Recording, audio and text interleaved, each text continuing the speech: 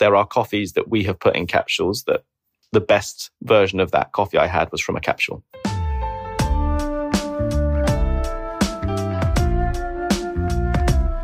Yeah, so the numbers that we have from 2021 is 1.2 billion capsules in the UK. Yeah.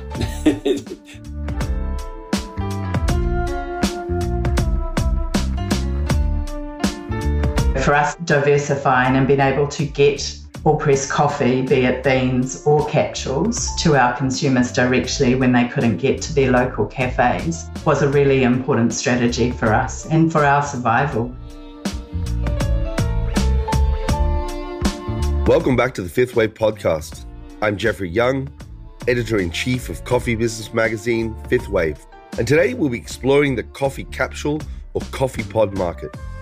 Since its introduction by Nespresso in 1986, the coffee capsule market today is a multi-billion-dollar industry, with many specialty coffee players entering the space over the last 5 years, and especially since the COVID pandemic. In this episode, we'll be examining the long-run potential of this huge market, whether it is a threat or a complement to the cafe experience and at-home espresso machines, and also why there's been so much growth. We'll hear from Adrian Roberts, CEO of All-Press Espresso, Maxwell Colonna-Dashwood of Colonna Coffee, but let's begin with Jason Weber, Business-to-Consumer Commercial Director for Nespresso UK and Ireland. Jason is responsible for Nespresso's in-home coffee solution business and the brand's 44 boutiques across the UK and Ireland. Welcome, Jason. Delighted that you're here today. Thank you for inviting me. So today's topic is about a phenomenon, and especially this sort of home phenomenon. The use of capsules has really exploded throughout the world and in the UK as well. Am I right to say that? Has it exploded? Yeah, absolutely. We've seen since the pandemic, it really has accelerated its growth over the last few years. So even before the pandemic, we were seeing amazing growth, primarily due to a lot of younger consumers coming into the category. As we say, it's been accelerated during the pandemic, where over 30% growth during that period. And how big would that total market be in the UK coffee capsule market, approximately? Yeah, so the numbers that we have from 2021 is 1.2 billion capsules. 1.2 billion capsules? Billion, correct. Wow, in the UK? In the UK, yeah. And that really has very strong double-digit growth over the last 5 to 10 years has really propelled that number. But we continue to see that 5 to 10% over the foreseeable future as well, as really the fastest growing part of the in-home market. So what percentage of the capsule market approximately do you think the capsule market is relative to the entire home coffee market, which would be still dominated by instant coffee? Correct. So the portion coffee, particularly from a volume point of view, would be still probably under 10% really? From a volume point of view. But the growth is clearly the fastest growing portion or segment of the category, clearly, because that's where the younger audiences and those looking for those premium and recipe style and coffee shop style coffees are really coming into the coffee category. And for example, there's very much a growing demand for more functional type coffees as well, where people can get more of a boost from the start of the day through their coffee. And this is something Nespresso have just launched in the last couple of weeks, 2 new products that are really bringing that new functional aspect to coffee. So to really start to meet those new functional needs that are coming through from consumers, particularly those younger ones. So what is it about capsules that has made consumers flock so rapidly, really, to have their coffee that way? Is it the convenience? Is it the style? Is it the taste, flavour? Is it a combination of everything? Yeah, I think you've almost answered your what a bad question. Your own question there. But the key one that we're finding is the ability to replicate those coffee shop recipes in their home in a very easy way. And I think that's very much what's driving the growth. And that's what we're seeing with our new Vertuo machine. Like even my 6-year-old can easily push a button and deliver a great coffee, because the new machine has centrifusion, which can actually read the size of the cup very much off the barcode of the capsule, and with the push of a button can disperse the coffee of your choice and of your size. I'd love to understand a little bit more about what the concerns are, perhaps from consumers around sustainability and the initiatives that your firm has undertaken? The key areas we've been focusing on recently is around recycling. In the UK and Ireland, Nespresso has its own dedicated recycling system where we actually come and collect the capsules from your door, or you can actually drop them off at a Nespresso boutique or at a Collect Plus location. But we realise that actually that's not enough. Actually, we need to make it even easier for our consumers to recycle capsules, and not only Nespresso capsules, but all capsules. So just last year, we launched a new scheme called Podback, which is a collaboration between Nestle and JDE with 3 brands to start, which was Tassimo, Dolce Gusto and Nespresso. So the initiative is to work with local councils to really enable those councils to be able to collect capsules as part of the normal recycling bins that you have outside your house. So it's almost been in play for 12 months. And that will make it significantly easier for consumers to recycle their capsules. Any other initiatives? We announced last year reaching carbon neutrality by 2022, and that will be a combination of carbon emission reduction and obviously of offsetting as well. In addition, we will going to be reducing our emissions by 50% by 2030. Now it seems that Nespresso is open to other channels. I wonder if you could tell us a little bit about that journey. Nespresso launched in the UK 25 years ago and was primarily mail order to start, and then essentially then started to open boutiques in around 2006, 2007. I think what's safe to say is what we've seen is a key shift on how consumers are buying their capsules really over the last 2 to 3 years with the impact of the pandemic, where we've seen a significant rise in online purchases. So we're seeing the proportion of our sales significantly shift from our in-store to our online store. So now we're seeing that most of our capsules are being bought online. Our existing members want to experience new coffees because we're at Nespresso, we're constantly launching new variations and new blends and new origins. It's great that our customers can come into a boutique and explore those new coffees to then add to either buy in store or add to their next online purchase. So boutiques are naturally still playing a key role, but it's really about driving those immersive experiences and storytelling behind our coffee, which is becoming more important versus being a distribution channel for coffee. And they're particularly important for our new customers who may have seen Nespresso on TV, but haven't tasted our coffee or really experienced what Nespresso is about. This is where our boutiques are playing a key role in attracting and enabling those new customers to discover what Nespresso is all about. There seems to be a huge array, and it's obviously a lot of innovation happening out there in the marketplace by a lot more brands offering Nespresso-compatible capsules. Is that sort of significant relative to the Nespresso brand? Competition is brilliant. One, it brings a lot of awareness to Nespresso and to the Nespresso system, but equally it pushes us on to get better and better. And if we were to look forward into the future, what are some of the innovations that we could dream of that might happen within sort of the capsule system market over the next 3 to 5 years? First of all, I see the next 3 to 5 years as being still another period of strong growth. I think the new innovation of Vertuo is still really groundbreaking. And I think continually there will be new coffees coming into our range. In terms of the number of machines out there in the marketplace, in the UK, do you get an idea of how many machines there could be in households throughout the UK? We're seeing more and more consumers coming into the category every year. So, for example, the hot beverage category is in the 2 million machines per year, and that's increased 20% from pre-pandemic levels. Thanks so much, Jason, for joining us here today. No, thank you for having me. It was astonishing to hear that over 1 billion capsules are consumed every year in the UK alone. It's clearly a very large category and has grown exponentially in popularity as consumers seek a cafe-style experience in their own homes. It was interesting to hear that Nespresso is seeing growing demand for capsules that deliver higher caffeine content than regular capsules. Clearly, as home consumers become more discerning, they're looking for capsules that deliver the strong coffee experience they enjoy in a coffee house setting. Now let's examine what's happening on the more artisanal side of the market. Maxwell Kelowna Dashwood, founder of Kelowna Coffee, the UK specialty roaster and cafe brand, is a 3-time UK Barista champion.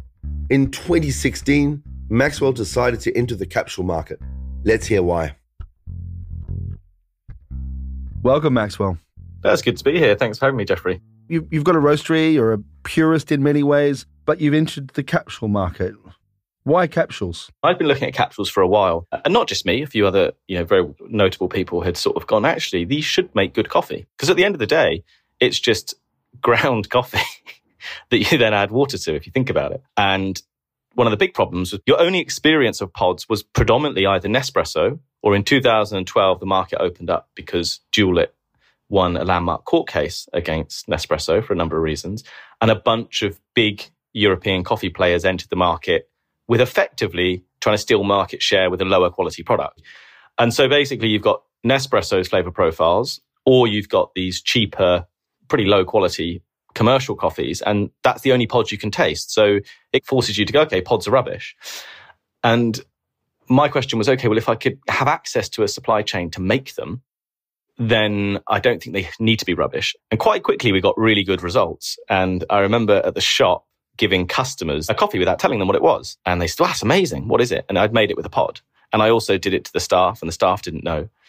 And I was like, as soon as that happened, I was like, okay, this is amazing. This works. We had to do a bunch of stuff, like the machines brew at a cooler temperature. It's hard to do it without a roller grinder. We actually started on EK43, a burr grinder.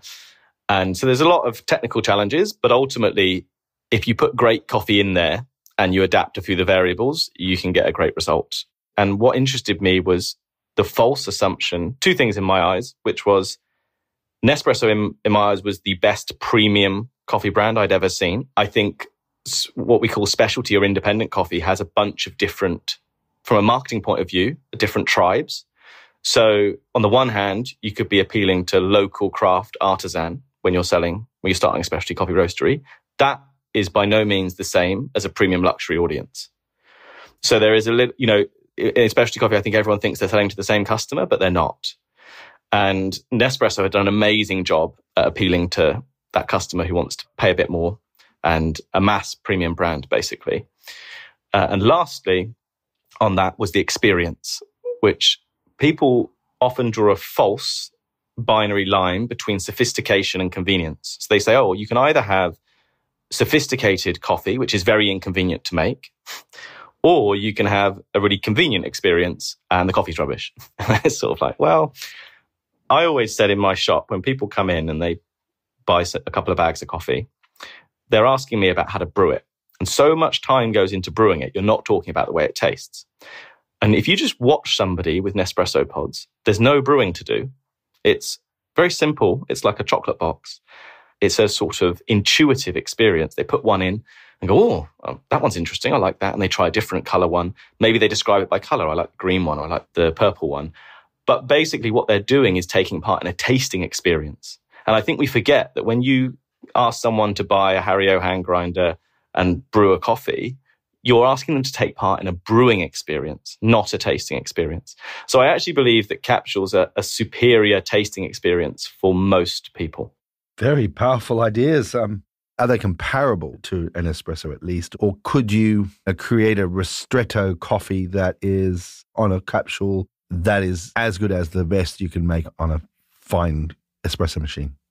Yes, I think the question you're asking about how good can a capsule ultimately be comparatively to other methods is a little bit more complex. One of the big problems was hardware. So when I started in 2016, the only hardware really available were the machines licensed by Nespresso. So they will license a design to Magimix or Krups or Sage, also known as Breville. And that's what you have to play with. And without going into the legals of it, Nespresso didn't really want other people to use their machines. So they set them at different pump pressures, and it works with their coffees, a very soluble, dark roast, roller ground, but it causes all sorts of problems with other brands' coffee capsules. We actually found our own machine, which is a basic machine that we just wanted to brew something simply and get a better result consistently, and that's called the Opal machine.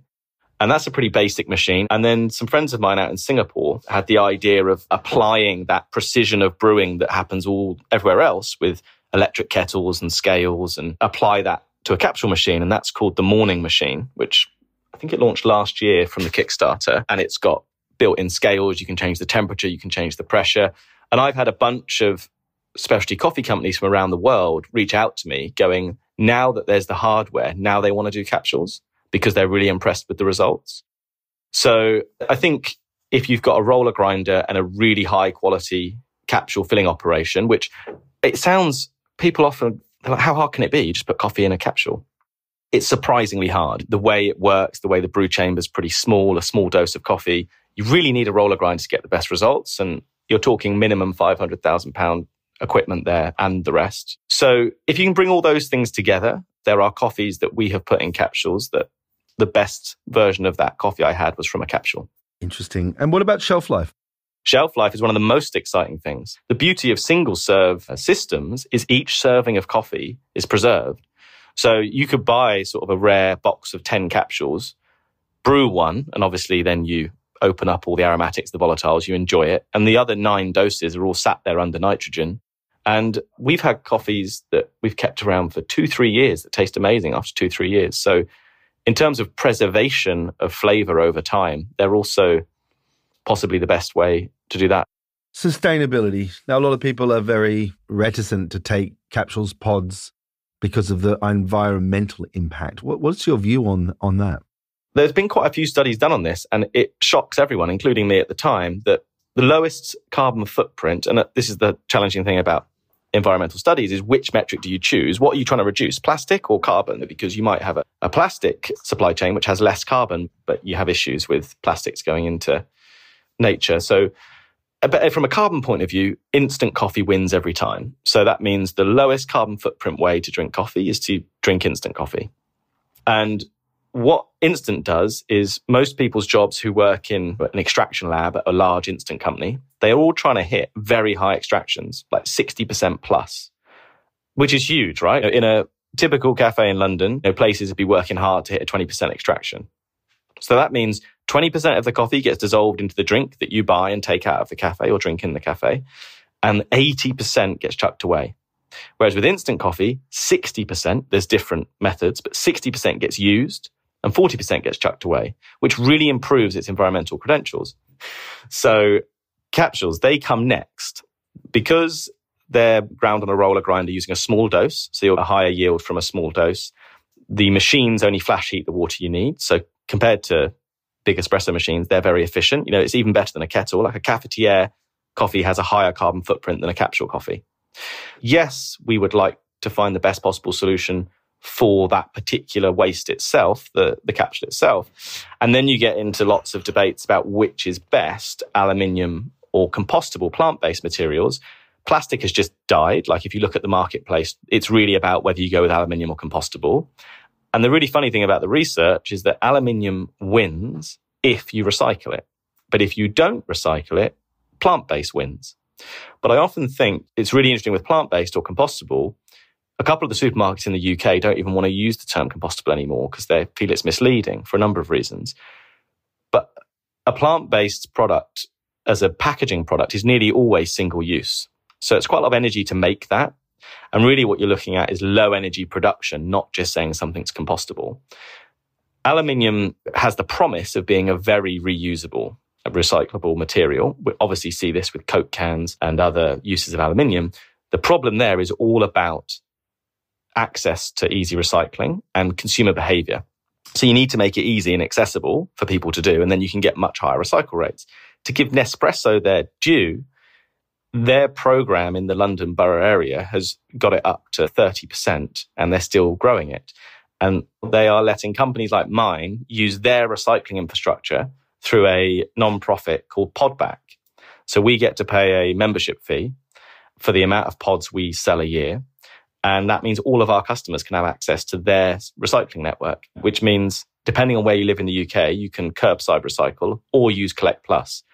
And I do think when you look at it that way, recycled aluminium capsules are the best option out of the different options on the market.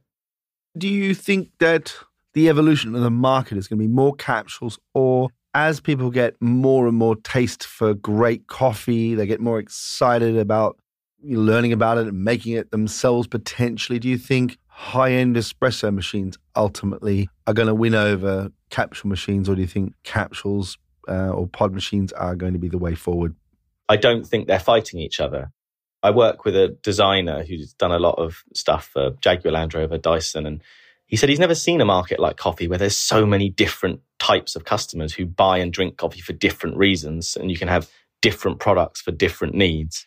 I believe that they're both going to grow together. And interestingly for us, we have got a surprising amount of customers who buy both beans and capsules, and they're going to take that time to make that pour over or even make that espresso, potentially on their Sage machine, which have boomed in lockdown.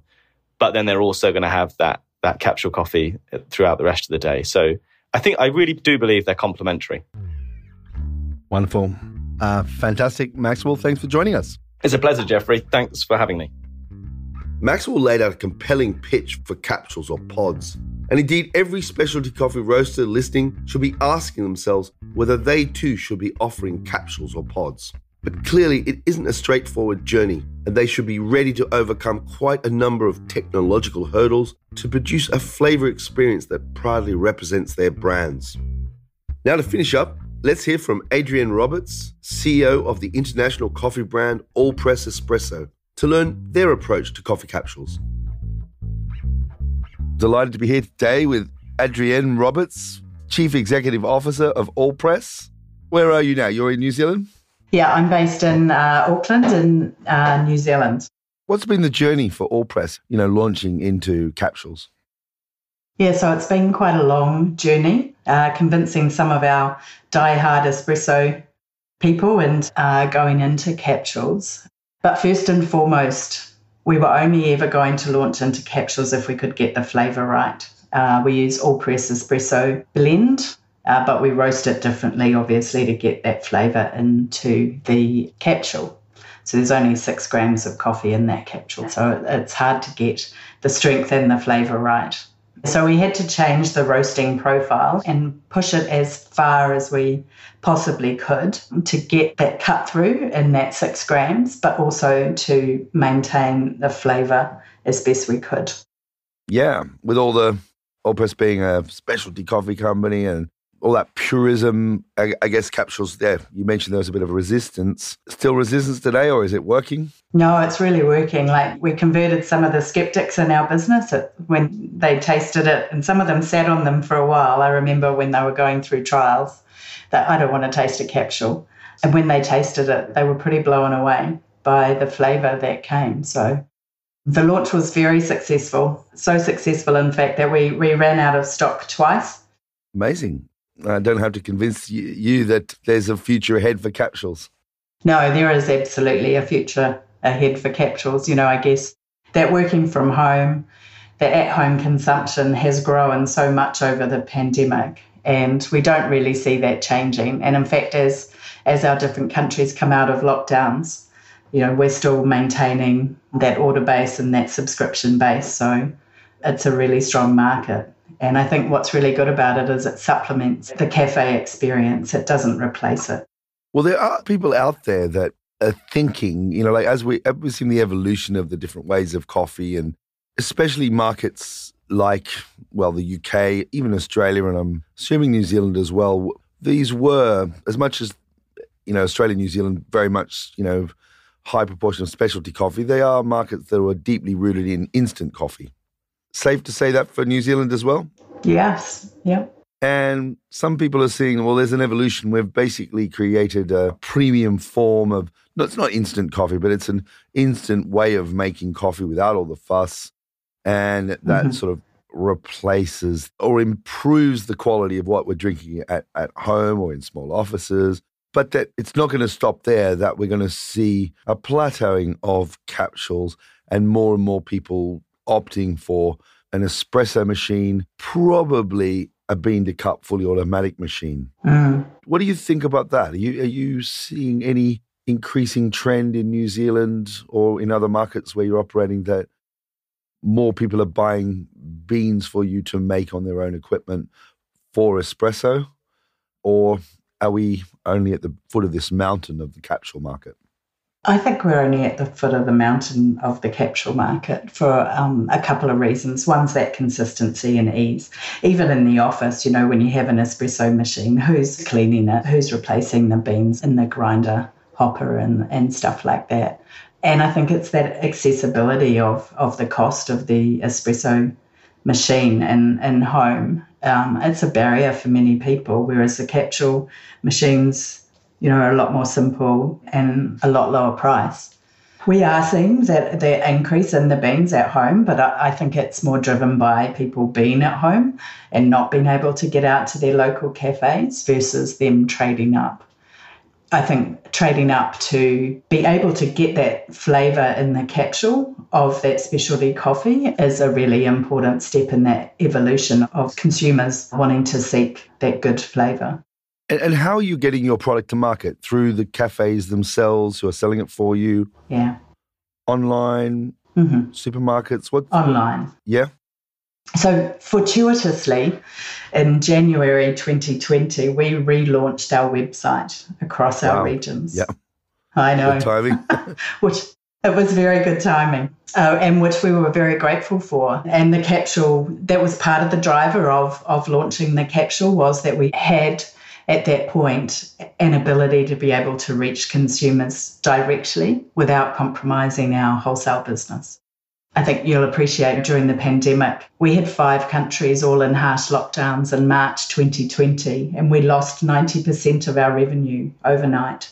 You kind of think that with a lot of small customers that you were well diversified, but obviously no one had anticipated this pandemic. For us, diversifying and being able to get all-press coffee, be it beans or capsules, to our consumers directly when they couldn't get to their local cafes was a really important strategy for us and for our survival, really, and for the survival of the brand.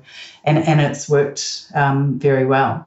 So that is the main way that we sell them. We also do sell them in our cafe locations, and we've also encouraged our wholesale customers, our cafes who have a retail spot in their store, to also be selling them, because that helps them make more money from their customers and helps with their survival during these times. So that's been important for us too. And of the capsule market, have you launched it across all 5 geographies? Yes, the only country we're not in right now is Japan. Okay. Which we're just working through. Yeah. Yeah. I wonder if there's sharing some wisdom for which, are there any markets that are really strongly performing in capsules over others? New Zealand's performing the strongest. Yep. I think that's because brand awareness in New Zealand for all-press is the highest. But we're also doing well in Australia, and I think that will actually start to outperform New Zealand. It's just been slightly slower out of the gate. Amazing. Thanks for joining us here today on Fifth Wave. Yeah, thanks very much. So it seems both Maxwell and Adrienne don't believe capsules will ever stop consumers visiting cafes, or even from preventing consumers to invest in domestic bean-to-cup machines. Instead, they see capsules or pods as a complementary product that has found a unique place in the busy schedules of the modern-day coffee drinker. It appears that coffee capsules or pods will continue to grow in popularity as consumers realize they can enjoy good coffee at home with effortless simplicity. I'm excited to see where the market develops next and what new flavor horizons lie ahead for us. And that's all for this week's Fifth Wave podcast. Please subscribe to Fifth Wave wherever you get your podcasts, and we'd really appreciate a good rating if you enjoyed this show. This episode was produced in the one and only Serendipity Studios in glorious Camden, North London. It was produced by myself, Jeffrey Young, Hannah Heath, James Harper of Filter Productions, and sound engineering by Chris Bristow. And this week's song, in association with the Coffee Music Project, is a beautiful track, We Are All Just Human, by British artist Catherine Taylor-Dawson. And until next time, stay safe and stay caffeinated. Conflict aroused by confusion. The fact is that we should be free. It takes every color and creed to make up what we know and we need.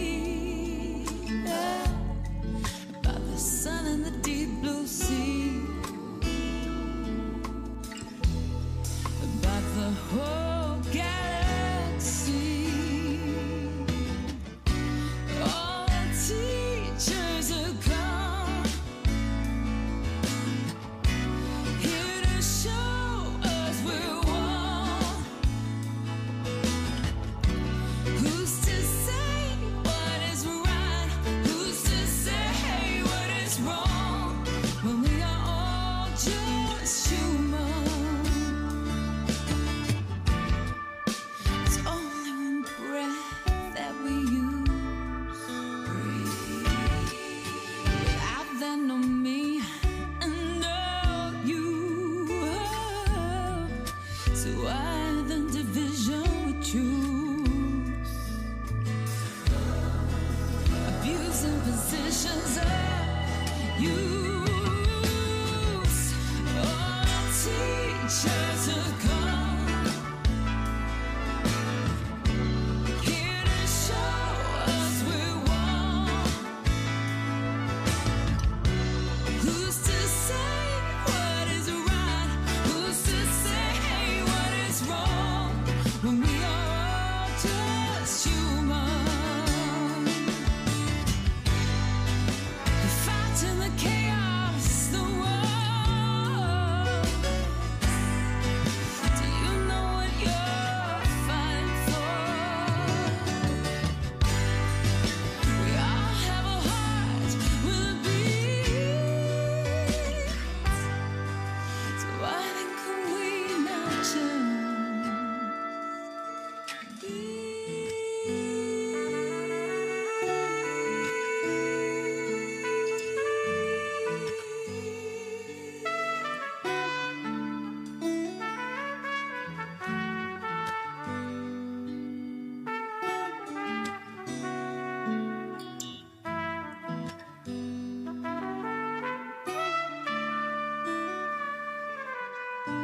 all the teachers have come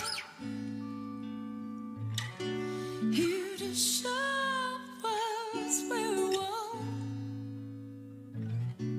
Who's to say what is right?